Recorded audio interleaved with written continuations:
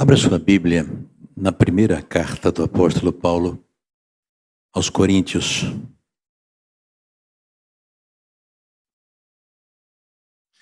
Capítulo 11.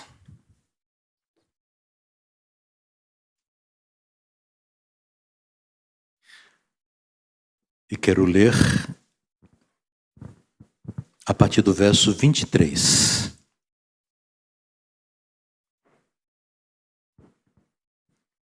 Diz assim a palavra de Deus. É o apóstolo Paulo quem escreve. Porque eu recebi do Senhor o que também vos entreguei. Que o Senhor Jesus, na noite em que foi traído, tomou o pão. E tendo dado graças, o partiu e disse: Isto é o meu corpo que é dado por vós, fazei isto em memória de mim. Por semelhante modo, depois de haver ceado, tomou também o cálice, dizendo: Este cálice é a nova aliança no meu sangue. Fazei isto todas as vezes que o beberdes em memória de mim. Porque todas as vezes que comerdes este pão e beberdes o cálice, anunciais a morte do Senhor até que ele venha. Por isso, aquele que comer o pão ou beber o cálice do Senhor indignamente, será réu do corpo e do sangue do Senhor. Examine-se, pois, o homem a si mesmo, e assim coma do pão e beba do cálice. Pois quem come e bebe sem discernir o corpo, come e bebe juízo para si. Eis a razão, porque há entre vós muitos fracos e doentes, e não poucos que dormem. Porque se nos julgássemos a nós mesmos, não seríamos julgados. Mas quando julgados, somos disciplinados pelo Senhor para não sermos condenados com o mundo. Assim, pois, irmãos meus, quando vos reunis para comer, esperai uns pelos outros. Se alguém tem fome, coma em casa, a fim de não vos reunirdes para juízo. Quantas demais coisas, diz o apóstolo Paulo, eu as ordenarei quando for ter convosco. Amém. Obrigado, Pai,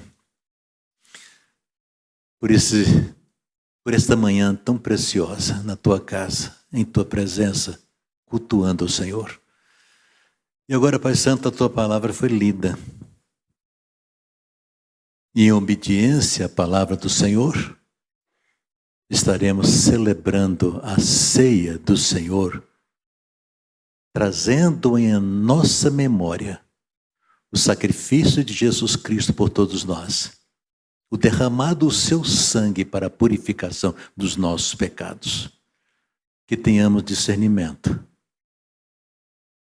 e que façamos, Pai Santo, desse momento, um momento especial de comunhão e de adoração ao Senhor. Em nome de Jesus. Amém. Irmãos, quando Jesus Cristo instituiu o que nós chamamos de a ceia do Senhor, é interessante lembrarmos um pouco do contexto cultural daquela época. Como era ser judeu naquela época, como era a vida deles, como era o calendário da nação israelita. Interessante que quando a gente lê, o ano inteiro era caracterizado pelas festas. Muitas festas eram realizadas pelo povo de Israel para honrar a Deus, para adorar o Senhor. Eram momentos, na verdade, especiais para que o povo pudesse lembrar da graça de Deus em suas vidas.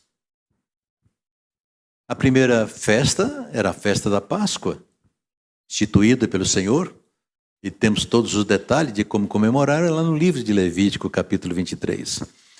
A Páscoa foi uma festa para que o povo pudesse lembrar daquele julgamento de Deus, quando resgatou o seu povo da escravidão egípcia. O anjo da morte passaria naquela noite, todos os primogênitos do Egito seriam destruídos, com exceção daquelas famílias cujas casas, nas vergas, nas ombreiras, estivesse o sangue, a marca de sangue, o sangue do cordeiro. As famílias tinham que sacrificar o cordeiro e o seu sangue era aspergido, era colocado nas portas de cada casa. O anjo passando, vendo aquele sangue, não destruía, poupava aquele primogênito. Então a festa da Páscoa era para lembrar a salvação. Não principalmente da escravidão do Egito, mas da ira de Deus pelo pecado. E por isso que os primogênitos de Israel, do Egito foram mortos. Mas os primogênitos do povo de Deus foram poupados. A segunda festa era a festa dos pães asmos. Também Levítico 23 fala sobre ela. Este foi o dia após a Páscoa, quando Deus ordenou a Israel que não tomasse fermento enquanto estariam fugindo do Egito. O fermento era usado como uma metáfora para o pecado. Então, quando o povo de Deus, quando o povo de Israel celebrava a festa dos pães asmos, estava, na verdade, se lembrando que Deus os estava separando dos pecados das nações quando fugiram do Egito. Não poderiam mais continuar com aqueles mesmos pecados ali cometidos. A terceira festa foi a festa das primícias. Levítico 23 também fala sobre essa festa. Essa festa das primícias era para que o povo pudesse lembrar que Deus é o único provedor de alimentos. Cada vez que o povo levava as primícias de suas rendas, como lemos há pouco em Levítico, estava com isso reconhecendo, foi Deus que deu. Tenho porque Deus nos deu. Temos porque Deus supriu. É dádiva de Deus, é Deus quem supre tudo isso. Então, quando entrega os dízimos, a oferta, o povo estava dizendo isso. A quarta festa, a festa de Pentecostes, chamada também a festa das semanas, acontecia 7 semanas depois da Páscoa. E isso era para que o povo pudesse lembrar da provisão graciosa de Deus. Enquanto estava no deserto, Deus mandou maná, Deus mandou as cordonizes, todo o suprimento durante 40 anos. Então, realizar essa festa, ele estava recordando. 40 anos, mas nada nos faltou, porque Deus proveu todas as coisas. A quinta festa, usada pelos judeus, realizada pelos judeus, era a festa das trombetas, ainda em Levítico 23. As trombetas foram usadas para proclamar a liberdade do povo de Deus de sua vitória na conquista dos seus inimigos. Está lá em Êxodo capítulo 14, quando o exército egípcio estava indo para levar de volta o povo à escravidão, o que foi que Deus disse? O Senhor lutará por vocês. Vocês precisam tão somente ficar em silêncio. As trombetas soaram e Deus agiu, lutando pelo seu povo e livrando o povo daquela situação. Então, a festa das trombetas era para lembrar, mais uma vez, lembrar de que livramento foi dado por Deus. A sexta festa era a festa do dia da expiação. Novamente, Levítico 23, um dia em que os judeus se lembravam de seus pecados, que Deus exige sangue para o perdão dos pecados. Então, dia da expiação, lembravam que o sangue foi derramado e os primogênitos foram poupados. Então, lembraram que Deus realmente derramou o sangue para que a vida daquele povo fosse poupada. Para ajudá-los a lembrar que não mereciam a escolha de Deus e que o seu pecado tinha que ser tratado de alguma forma para satisfazer a ira de Deus. Ou seja, vocês foram poupados não é porque mereciam. É graça, é misericórdia, é compaixão, é amor de Deus. A sétima festa dos judeus era a festa do tabernáculo. Eu acho que esse povo de lá que vieram os baianos, viu? Porque baiano gosta de festa. A festa dos tabernáculos, também Levítico 23, foi uma festa para recordar a graça de Deus que forneceu maná para Israel no deserto quando eles saíram do Egito, moravam em tendas. Então eles tinham que lembrar que durante todo aquele tempo moravam em tendas. E Deus cuidou de todos eles. Não tinha absolutamente nada a fazer, a não ser cuidado e receber a dádiva do Senhor. E a última festa, a festa do Purim. Aí nós encontramos isso lá em Esté, capítulo 9. Esta foi uma festa para lembrar a salvação de Deus de Amã, no livro de Esté. O povo seria destruído e Deus providenciou uma libertação. E a partir daí, o povo começou a comemorar chamada a festa de Purim, ou a festa também do perdão.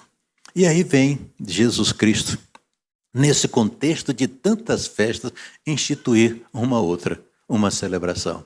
A partir daquele momento, a Páscoa não teria, a festa da Páscoa, como era comemorada com os judeus, chegar ao seu fim. Era a participação da última da aliança de Deus, do compromisso de Deus, mas agora não tinha mais razão de ser, porque Deus estabeleceu para o seu povo uma nova aliança. A Páscoa, como era comemorada, deixava de existir, e vinha então, portanto, a celebração da ceia como nós conhecemos. E aqui eu quero, depois de esse início de palavra, eu quero então conversar com os irmãos sobre o significado da ceia. Entender de maneira correta o significado desta celebração, a ceia do Senhor. Primeira verdade, é uma refeição comemorativa. É uma comemoração, é uma refeição memorial que nos faz lembrar de nosso Senhor Jesus Cristo. É o que o texto diz. Eu recebi do Senhor que também entreguei, que o Senhor Jesus, na noite que foi traído, tomou o pão e, tendo dado graças, o partiu e disse: esse é o meu corpo que é dado por vós, fazei isto em memória de mim. A igreja primitiva, meus irmãos, observava a ceia do Senhor como parte de uma refeição que toda a igreja comia junto. Está lá em Atos capítulo 2, verso 42, Atos 20, verso 7, verso 11. Mas, infelizmente, na igreja de Corinto estava se tornando, na verdade, uma oportunidade de divisão. A ceia do Senhor não precisa ser uma refeição. O versículo 22 deixa claro que o propósito da ceia do Senhor não era apenas ter um lanche, era uma refeição simbólica, para que pudéssemos lembrar do que Cristo Jesus fez em nosso favor. No verso 23 diz assim, Paulo: eu recebi do Senhor. Portanto, é de Cristo. E o elemento fundamental, diz o texto, tendo dado graça, a expressão de gratidão.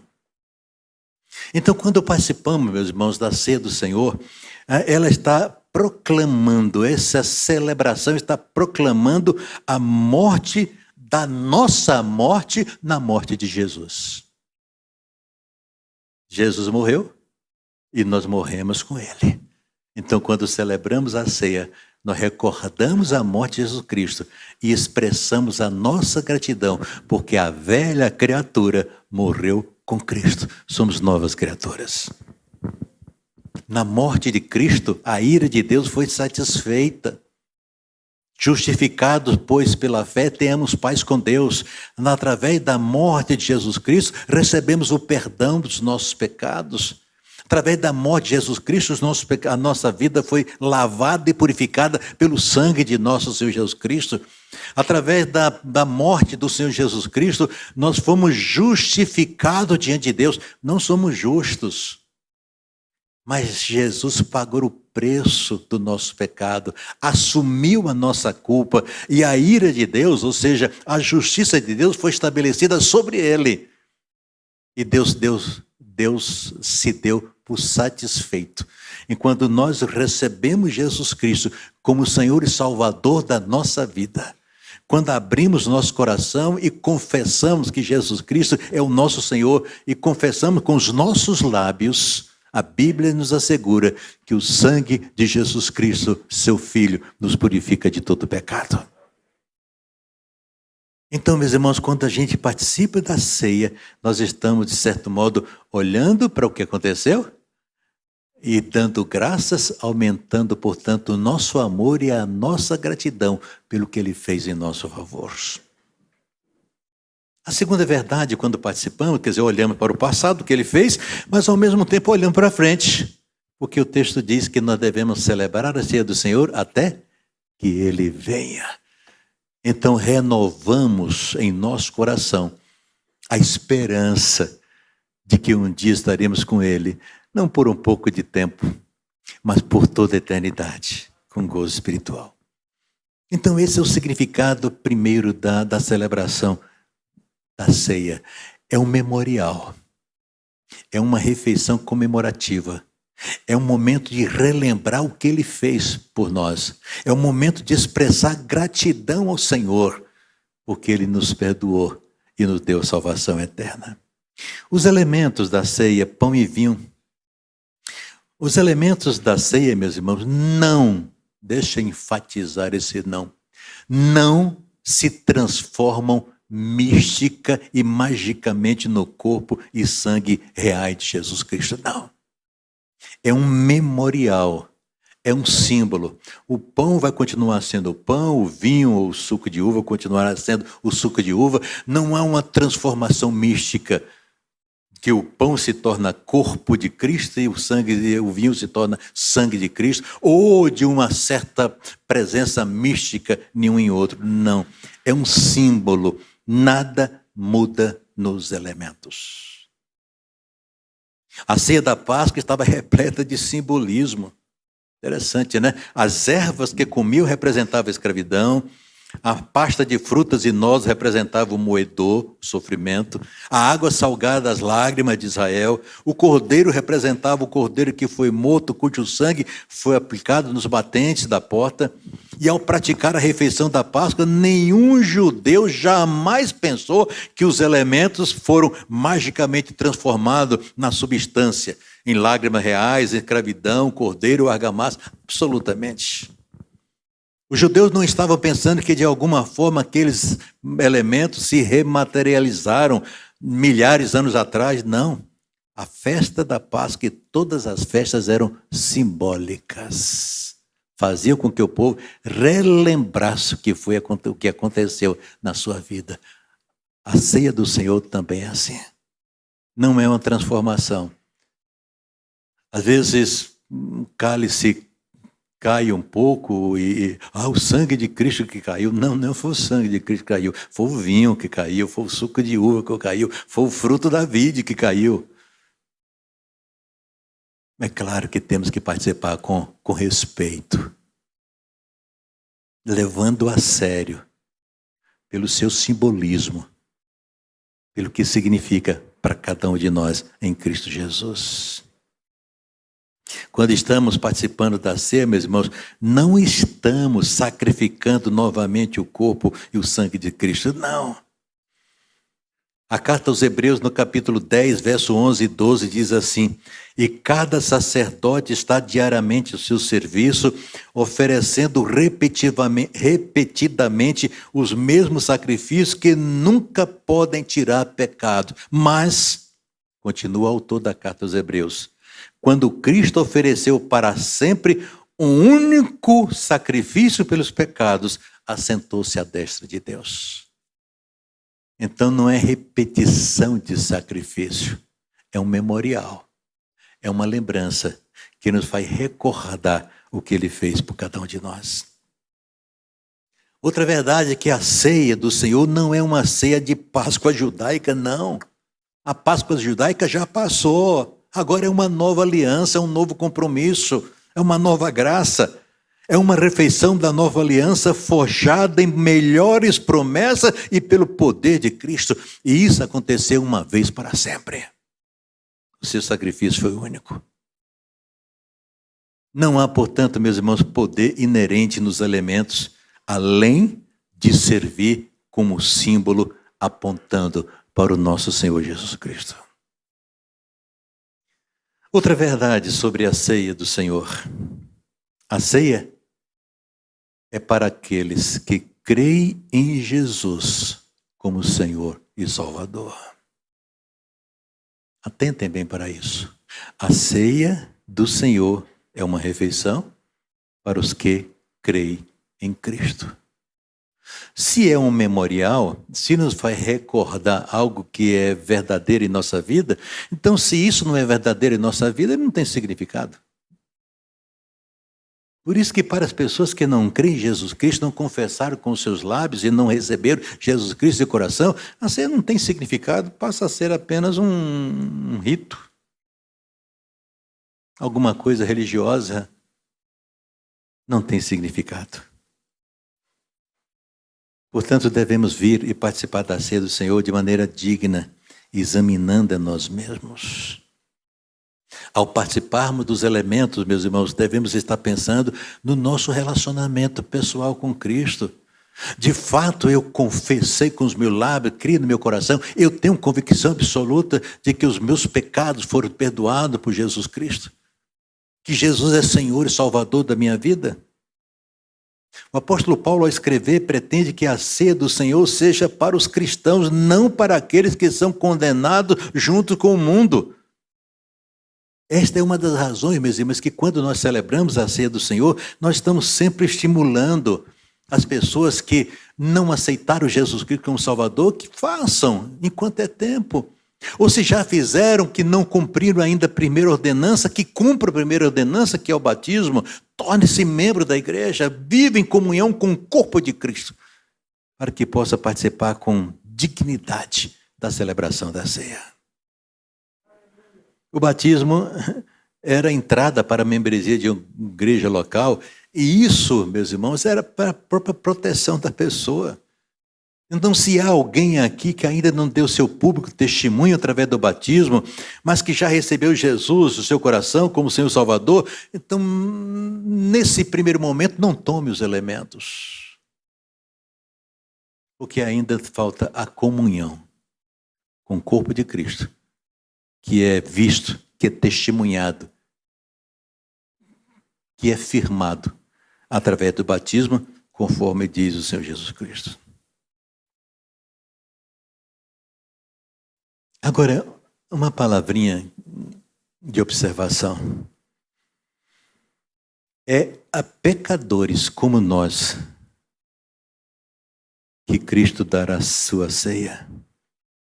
Nós não vamos à celebração da ceia como se fôssemos dignos e justos em nós mesmos. A dignidade do Senhor, a justiça é do Senhor. Se há dignidade ao participar, é porque fomos perdoados. Não méritos, mas graça, misericórdia, compaixão, amor do nosso Deus. Não somos dignos. Quem pode bater no peito e dizer, sou digno? Não somos. Quem pode bater no peito e dizer, eu sou justo? Não somos. Aliás, a Bíblia diz que não há um justo sequer, todos pecaram. E porque pecamos, destituídos foram da presença de Deus, da glória do Senhor. Mas uma vez que reconhecendo o nosso pecado, e os confessamos diante do Senhor, e buscamos o seu perdão, Ele nos justifica, porque a ira de Deus, a justiça de Deus, foi estabelecida sobre Jesus. E Ele é o mediador. Ele é o Senhor. Ele é o Salvador. Agora, queridos, ao longo do ministério, a gente de vez em quando observa algumas atitudes que não são corretas. Às vezes as pessoas fogem da celebração da ceia, como crentes, batizados, em comunhão com a igreja, fogem. Eu estou com pecado e não resolvi isso aqui. Eu tenho visto isso, as pessoas fugirem. Não deve se fugir. O que está escrito na primeira carta de João, capítulo 1, a partir do verso 8 até o verso 2 do capítulo 2. Se confessarmos os nossos pecados, aliás, antes o texto diz assim, se alguém diz que não tem pecado, já é mentiroso, já está pecando, porque todos somos pecadores. Mas a partir do verso 8 diz: se confessarmos o nosso pecado, confessar o quê? É reconhecer, é concordar com o que diz a palavra de Deus. Se confessarmos os nossos pecados, Ele é fiel e justo para nos perdoar e nos purificar de toda iniquidade, de toda injustiça. Aí o texto diz que nós temos um advogado junto ao Pai, que intercede por nós. Então, não deve acontecer a fuga, deve acontecer a confissão. E uma vez confessado o pecado e buscado o perdão, o crente está apto de participar com gratidão da celebração da ceia do Senhor. Se há pecado, confesse. Se há pecado, busque o perdão. Não fuja da comunhão. Não fuja da igreja.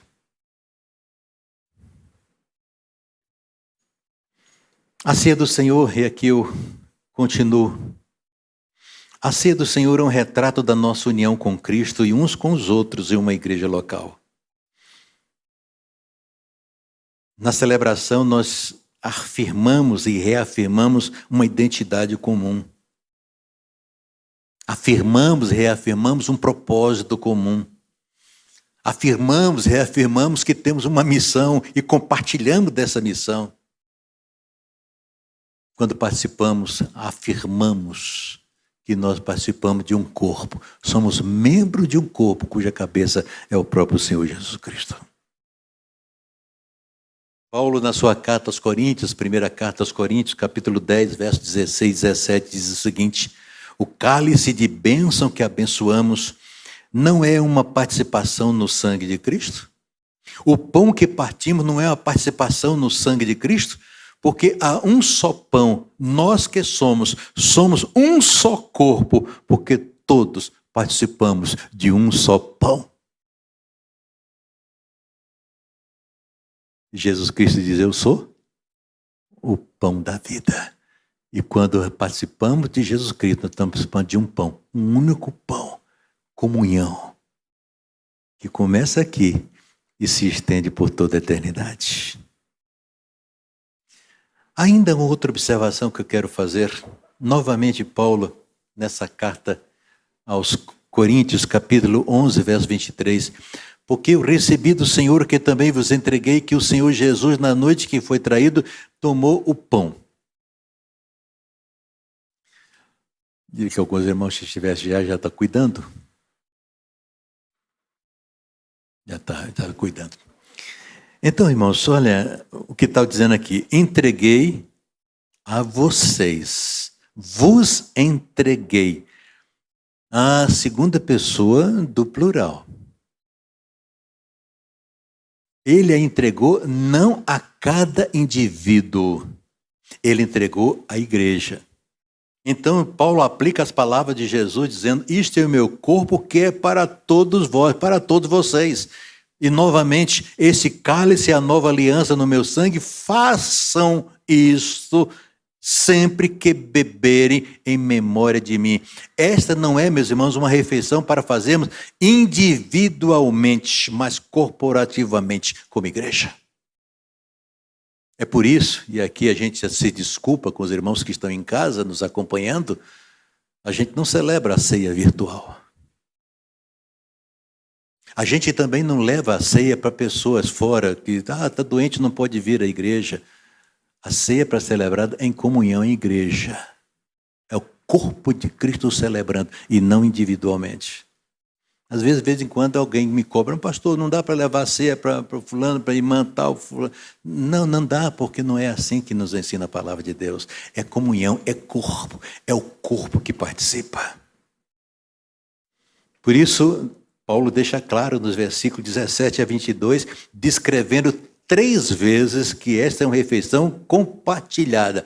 Quando vocês se reunirem. Quando vocês se reunirem, ele diz isso várias vezes. Outra observação que eu faço também dentro desse estudo doutrinário da ceia do Senhor. A ceia não salva, meus irmãos. A ceia não torna ninguém melhor crente. A ceia do Senhor não lava pecados. A resposta é não. Não há poder nos elementos para acabar com o nosso pecado. Não há poder em nosso ato de comer e beber os elementos que podem tirar o nosso pecado. Não há poder em mim ou em qualquer homem que desmaie os elementos para lavar seus pecados. Não. Não pode lavar pecado, nada além do sangue, somente o sangue de nosso Senhor Jesus.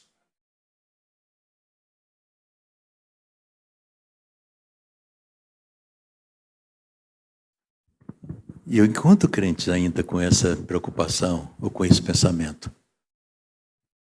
achando que comer do pão vai se tornar mais santo, mais crente. Não, absolutamente. Pelo fato de estarmos em comunhão com o Senhor, lavado e purificado, é que podemos participar.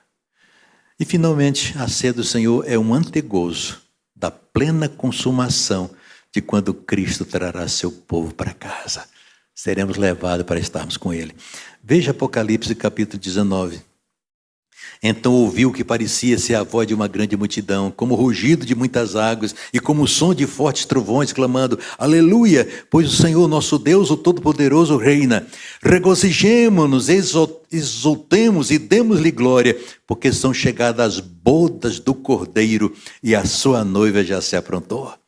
Foi-lhe permitido vestir-se de linho fino, resplandecente e puro, pois o linho fino são as obras de justiça dos santos. E o anjo me disse: escreve isto, bem-aventurado são aqueles que são convidados à ceia das bodas do Cordeiro. E ele me disse: estas são as verdadeiras palavras de Deus. Hoje participaremos da celebração da ceia como memorial, mas um dia estaremos participando da ceia das bodas do Cordeiro, com Jesus Cristo e com Ele por toda a eternidade. Jesus, meus irmãos, é a nossa Páscoa. Jesus é o Cordeiro de Deus que tira o pecado do mundo. Jesus é o pão da vida. Jesus é a nossa esperança. Louvado seja Deus.